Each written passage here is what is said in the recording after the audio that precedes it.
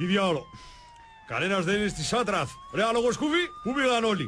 Έχει ανοίξει ένα καινούριο μπίτσι στο κέντρο και έχουν πάει όλοι να φαρμάρουν Honor.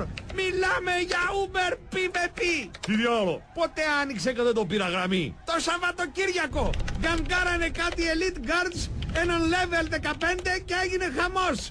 Έχει γεμίσει Raiders του Αλέξη Αθήνα και λουτάρουν σαν τρελοί. Και ο Γιωργάκης πήγε και χέστηκε στα XP. Άλλη μια μπάρα του έμεινε και θα κάνει τίνγκ.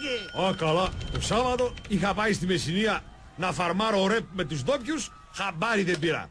Λες γι' αυτό να μου είπαν ο Παυλοντίκ και ο Χινοντάκ να φύγουν από το guild?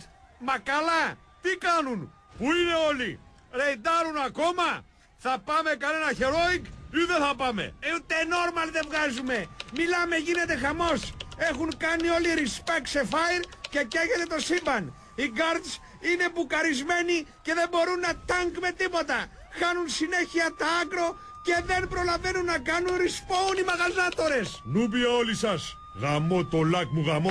Να δεις άλογο σκούφι που αν δεν κατεβάσω γρήγορα καινούριο patch, στο τέλος θα μου κρασάρουνε τον σερβερ.